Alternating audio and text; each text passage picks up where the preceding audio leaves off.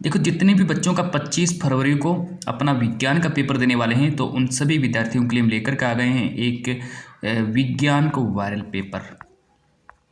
10th विज्ञान यानी कि 10th साइंस का मॉडल पेपर 2026 बोर्ड के लिए सबसे ज़्यादा इंपॉर्टेंट है। आप लोग इस क्लास 10th के साइंस के मॉडल पेपर को जरूर तैयार करो, क्योंकि ये एक ऐसा वायरल पेपर जो कि आप लोगों के 2026 बोर्ड एग्जाम में बिल्कुल छपने वाला है ना। तो देखो, यहाँ पर हमारा अनुक्रमांक रहने वाला है, यहाँ पर मेरा नाम, तो इतना आप लोगों को भर लेना है। और यहाँ पर अपना कोड देख लेना, हमारा कोड है 817DH, यानी कि पेपर देने जाना अपना कोड देख लेना।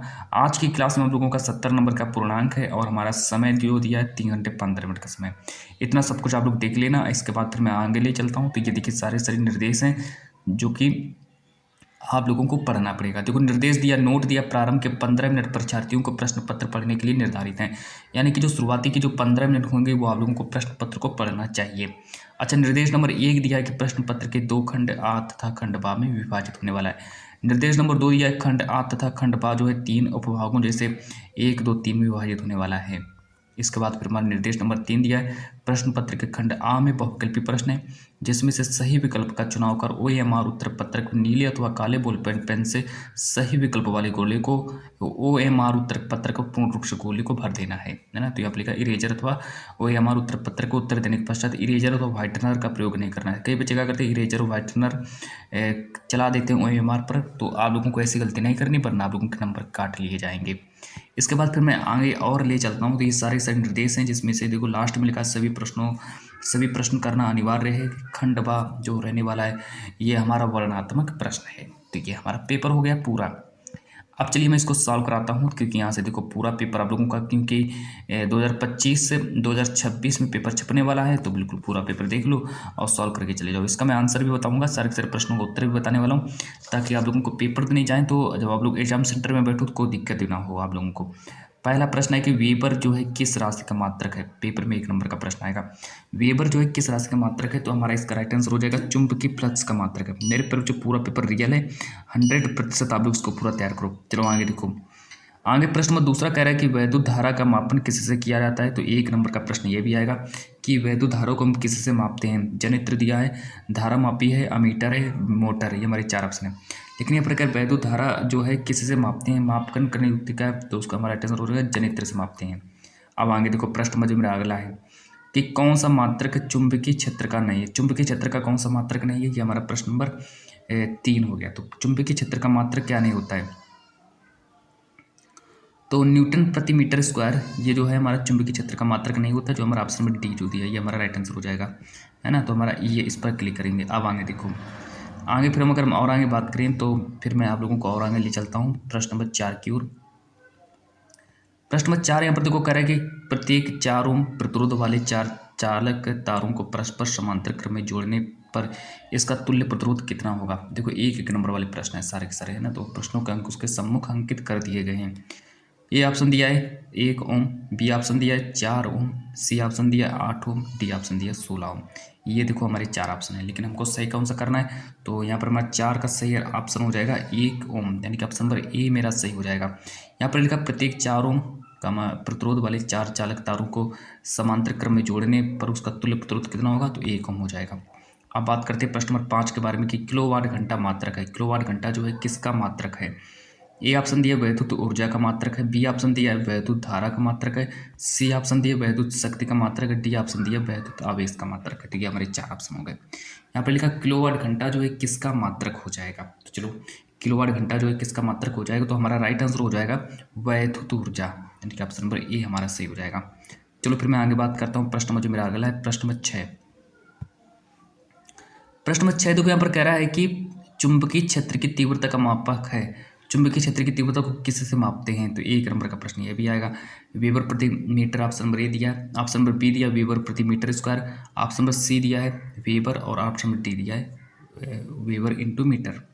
ये हमारे 4 ऑप्शन है, लेकिन इसका हमारा राइट आंसर जो हो जाएगा प्रश्न नंबर 6 का राइट आंसर जो होगा वो मेरा यहाँ पर जो आप लोगों का ऑप्शन नंबर बी जो दिया है न्यूटन प्रति मीटर स्क्वायर, ये हमारा राइट आंसर हो जाएगा। फिर इसके बाद प्रश्न नंबर 7 हमारा दिया है कि बिजली के बल्ब में फिलामेंट जो होता है किसका बना होता है। 1 नंबर का ये भी प्रश्न आएगा कि बिजली के बल्ब का जो फिलामेंट जो होता है वो किसका बना होता है। देखो तांबा दिया है, टंगस्टन दिया है, लोहे दिया है और चांदी दिया है, लेकिन आप लोगों को कौन सा सही करना है? आप लोगों को टंगस्टन को ही सही करना है, मतलब कि ऑप्शन नंबर बी हमारा राइट आंसर हो जाएगा। इसके बाद फिर देखो मैं आगे आप लोगों को ले चलता हूँ। आप उपभाग यहाँ से 2 स्टार्ट हो जाता है। आप लोगों का यहाँ से उपभाग नंबर 2 स्टार्ट हो जाता है, जो कि यहाँ पर प्रश्न नंबर 8 कह रहा है कि शुद्ध जल का पीएच मान कितना होता है। 1 नंबर का प्रश्न आएगा। प्रश्न नंबर 9 कह रहा है कि निम्नलिखित में से प्रबल अम्ल कौन सा है? ये भी 1 नंबर का आएगा। सबसे पहले प्रश्न नंबर 8 का उत्तर नोट कर लीजिए, 7 हमारा सही राइट आंसर हो जाएगा। तो शुद्ध जल का पीएच मान 7 होता है। अब आगे देखो, अगला प्रश्न है कि निम्नलिखित में से प्रबल अम्ल कौन सा है? प्रश्न नंबर यहाँ पर 9 कह रहा है कि निम्नलिखित में से प्रबल अम्ल कौन सा है? 1 नंबर का पेपर में ये भी प्रश्न आने वाला है कि H2O, H2S, H2SO4 और CH3COOH, ये हमारे 4 ऑप्शन है। कह रहा है कि निम्नलिखित में से प्रबल अम्ल कौन सा है? तो प्रश्न नंबर 9 का जो राइट आंसर हो जाएगा, प्रश्न नंबर 9 का राइट आंसर हो जाएगा कौन सा? तो चलिए प्रश्न नंबर 9 जो है मैं आप लोगों के लिए प्रश्न को छोड़ रहा हूँ। आप लोग मुझे कमेंट में जवाब दीजिए। प्रश्न नंबर 9 है ना, और इसका राइट आंसर क्या होगा? प्रश्न नंबर 9। तो चलिए अगर आप लोगों को आंसर नहीं पता है तो सबसे पहले मैं इसका आंसर ही बता देता हूँ। इसका राइट आंसर हो जाएगा H2SO4। अगला प्रश्न मैं आप लोगों से कमेंट में पूछूंगा, सबसे पहले आप लोग इसका आंसर नोट कर लो। इसका आंसर H2SO4 हो जाएगा, है ना। अब आगे देखो, ये जो मेरा अब अगला जो प्रश्न दिया है, प्रश्न नंबर 10। चलो मैं इसका आंसर आप लोगों से कमेंट में पूछ लेता हूँ। प्रश्न नंबर 10 का उत्तर आप लोग मुझे कमेंट में बताइए कि निम्न में से कौन सी धातु ठंडे जल से हाइड्रोजन गैस निकालती है? उस गैस का नाम बताना जो कि ठंडे जल से हाइड्रोजन गैस निकालती है। 1 नंबर का आएगा। तांबा दिया है, पोटेशियम दिया है, सोना दिया है, एल्यूमिनियम दिया है। तो क्या आप लोग मुझे इसका आंसर कमेंट में नहीं दे सकते हैं? तो जरूर मुझे दीजिए। प्रश्न नंबर 10 का सभी बच्चे मुझे कमेंट में आंसर बताएं कि इसका राइट आंसर क्या हो जाएगा। चलो प्रश्न नंबर 11 देखो, क्षारक के साथ हल्दी का रंग कैसा होता है? 1 नंबर का प्रश्न ये भी आएगा कि क्षारक के साथ हल्दी का रंग कैसा होता है। देखो ऑप्शन नंबर ए दिया पीला, ऑप्शन नंबर बी दिया नारंगी, ऑप्शन नंबर सी दिया भूरा लाल और डी दिया आप परिवर्तित रहता है। तो यहाँ पर लिखा है क्षारक के साथ हल्दी का रंग कैसा होता है, तो भूरा लाल, यानी कि ऑप्शन नंबर सी मेरा सही हो जाएगा। चलो आगे फिर देखो मैं बात करता हूँ प्रश्न नंबर 12 के बारे में। प्रश्न नंबर 12 देखो यहाँ पर कह रहा है कि प्रोपेन का रासायनिक सूत्र क्या होता है? प्रोपेन का रासायनिक सूत्र क्या होता है? ए ऑप्शन दिया CH4, बी ऑप्शन दिया है C3H8, सी ऑप्शन दिया C4H10, डी ऑप्शन दिया C2H6। ये हमारे 4 ऑप्शन है। लेकिन प्रोपेन का जो रासायनिक सूत्र जो होता है, देखो यहाँ पर हमारा प्रश्न नंबर 12 जो है, और प्रश्न नंबर 12 का जो राइट आंसर जो हो जाएगा वो, प्रश्न नंबर 12 का जो राइट आंसर हो जाएगा देखो वो हमारा C3H8 हो जाएगा, यानी कि यहाँ पर हमारा ये वाला राइट आंसर हो जाएगा। ऑप्शन नंबर बी हमारा राइट आंसर हो जाएगा। चलो प्रश्न नंबर 13 देखो कि धातुओं के ऑक्साइड होते हैं, धातुओं के ऑक्साइड कैसे होते हैं? 1 नंबर का प्रश्न ये भी आएगा, है ना। तो धातुओं के ऑक्साइड जो होते हैं क्षारीय होते हैं, तो आप लोगों को ऑप्शन नंबर सी को सही करना है। चलो फिर मैं आगे ले चलता हूँ आप लोगों को प्रश्न नंबर उपभाग नंबर 3 की ओर। उपभाग नंबर 3 देखो यहाँ पर कह रहा है कि मास्टर ग्रंथि है। मास्टर ग्रंथि क्या होती है? 1 नंबर का आएगा थायराइड है कि पीनियल का है कि एड्रिनल है कि पीयूष है। मास्टर ग्रंथि किसको कहते हैं? तो हमारा इसका राइट आंसर हो जाएगा पीयूष ग्रंथि जो होती है इसको मास्टर ग्रंथि कहते हैं। इतना आप लोगों को याद रखना है। चलो फिर मैं आगे बात करता हूँ आप लोगों से कि अमोनिया का यूरिया में परिवर्तन किसके द्वारा किया जाता है? 1 नंबर का प्रश्न आएगा कि अमोनिया का यूरिया में परिवर्तन किसके द्वारा होता है? अग्न्याशय दिया है, आमाशय दिया है, यकृत दिया है और उर्वरक दिया है। ये हमारे 4 ऑप्शन है। लेकिन यहाँ पर करें कि अमोनिया का यूरिया में परिवर्तन जो किया जाता है वो किसके द्वारा किया जाता है? तो याद रखेंगे यकृत द्वारा किया जाता है, तो हमारा राइट आंसर यकृत हो जाएगा। इसके बाद फिर मैं आगे ले चलता हूँ कि प्रश्न नंबर 16 की ओर कि मादा लिंग हार्मोन क्या होते हैं? मादा लिंग हार्मोन क्या होते हैं? 1 नंबर का आएगा इंसुलिन दिया है, एंड्रोजन दिया है, एस्ट्रोजन और इनमें से कोई नहीं। तो प्रश्न नंबर 16 जो है कि मादा लिंग हार्मोन किसे कहते हैं? तो इसका राइट आंसर हो जाएगा एस्ट्रोजन, सी ऑप्शन सही हो जाएगा। चलो प्रश्न नंबर 17 देख लो कि 2 तंत्रिका कोशिकाओं के मध्य खाली स्थान को कहते हैं। प्रश्न नंबर 17 करें कि 2 तंत्रिका कोशिका के मध्य खाली स्थान को हम क्या कहेंगे, है ना। तो इसका राइट आंसर हो जाएगा सिनेप्स कहेंगे, सिनेप्स, है ना। तो हमारा देखो सारे के सारे प्रश्न 1-1 नंबर वाले प्रश्न है, तो आप लोग सबको तैयार कर लो।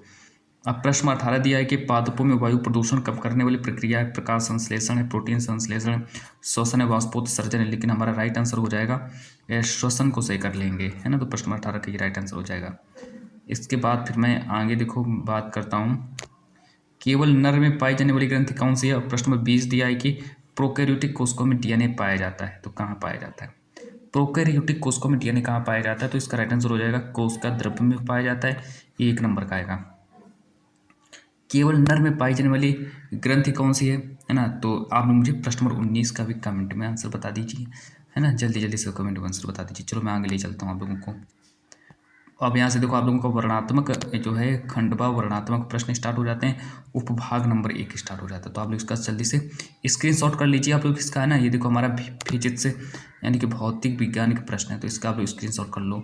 यहाँ पर देखो सबसे देखो यहाँ पर प्रश्न नंबर दूसरा दिया है, ये देखो कि निकट दृष्टि दोष क्या है, किरण आरेख द्वारा समझाइए, किस लेंस द्वारा यह संशोधित होता है। 2 नंबर का ये भी आएगा। अब ये प्रश्न जो है ये भी देखो 2-2 नंबर वाले, मतलब कि ये जो प्रश्न है हमारा 4 नंबर का आएगा। 4 नंबर का प्रश्न ये वाला बन जाएगा। इसके बाद फिर मैं आगे ले चलता हूँ, तो इसका आप लोग स्क्रीनशॉट कर लीजिए। इसका देखो ये हमारा प्रश्न नंबर दूसरा ये भी है। तो प्रश्न दूसरा हमारा ये हो गया, प्रश्न दूसरा जो कि यहाँ से देखो यहाँ से यहाँ तक हमारा प्रश्न दूसरा दिया इतना है ना। तो ये भी हमारा 4 ही नंबर का आएगा, इसको नोट कर लीजिए। इसके बाद फिर मैं और आगे ले चलता हूँ आप लोगों को, प्रश्न 3 की ओर ले चलता हूँ। प्रश्न 3 देखो हमसे कह रहा है कि एक समान चुंबकीय क्षेत्र में धारावाही चालक पर बल किन किन बातों पर निर्भर करता है, इस बल की दिशा ज्ञात करने का नियम लिखिए। ये 2 नंबर का आएगा। फिर इसके बाद अगला प्रश्न है कि स्पष्ट दृष्टि की न्यूनतम दूरी से क्या तात्पर्य है, ये भी 2 नंबर का ही आएगा। तो 4 नंबर का ही प्रश्न बनेगा हमारे पेपर में। अब प्रश्न 4 हमसे करें कि मानव नेत्र का नामांकित चित्र बनाइए तथा मानव नेत्र द्वारा रेटिना पर प्रतिबिंब निर्माण के स्वच्छ किरण आरेख द्वारा स्पष्ट कीजिए। 6 नंबर का पेपर में आएगा। अथवा करके लिखा है कि 4 ओम 8 ओम 12 ओम 24 ओम प्रतिरोध की 4 कुंडलियों को कैसे संयोजित करेंगे कि संयोजन से अधिकतम न्यूनतम प्राप्त हो सके। तो इसको आप लोग तैयार कर लो, है ना। तो ये देखो हमारा भौतिक विज्ञान का प्रश्न है, ये हमारे भौतिक विज्ञान का प्रश्न है जो कि मैंने आप लोगों को बताया। फिर इसके बाद फिर मैं और आगे ले चलता हूँ, तो यहाँ से स्टार्ट हो जाता है आप लोगों का उपभाग नंबर 2 स्टार्ट हो जाता है। उपभाग नंबर 2 देख लो ना। तो इसमें से आप लोगों को पूरा का पूरा पेपर आप लोग तैयार कर लो। अच्छा, उपभाग 2 में जितने भी प्रश्न होंगे सारे के सारे केमिस्ट्री के प्रश्न होंगे, केमिस्ट्री के प्रश्न रखे गए हैं, इसको भी तैयार कर लो। उपभाग नंबर 2 में केमिस्ट्री के प्रश्न है। तो सबसे पहले मैं यहाँ से आप लोगों को पढ़ करके सुना देता हूँ कि विद्युत रासायनिक श्रेणी के किन्हीं 2 गुणों का उल्लेख कीजिए। पेपर में 2 नंबर का प्रश्न आएगा। ऑप्शन नंबर बी दिया है कि रासायनिक अभिक्रियाओं से क्या तात्पर्य है, एक उदाहरण दीजिए। तो ये हमारा प्रश्न जो है ये वाला प्रश्न नंबर 5 ये भी पेपर में 4 ही नंबर का आएगा। अच्छा, प्रश्न नंबर 6 दिया है कि निम्नलिखित पर संक्षिप्त टिप्पणियाँ लिखिए। उदासीनीकरण अपक्षयन 2-2 नंबर वाले पेपर में आएंगे, है ना। इतना तो समझ लीजिए। अब प्रश्न नंबर 7 देखो, प्रश्न नंबर 7 देखो यहाँ पर कह रहा है कि क्या होता है जबकि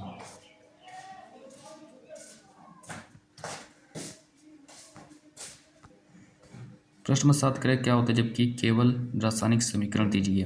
केवल संतुलित रासायनिक समीकरण देना है और 6 नंबर का ये भी आएगा। तो आप लोग इसका पूरा स्क्रीनशॉट कर लीजिए। मैं आप लोगों को पूरा पेपर दिखा देता हूँ। इधर भी आप लोग देख लीजिए और इधर भी आप लोग देख लीजिए। हमारा बायोलॉजी के प्रश्न है, ये बायो के प्रश्न है। तो ये आप लोगों का पेपर पूरा समाप्त हो चुका है। पूरा पेपर देख लीजिए।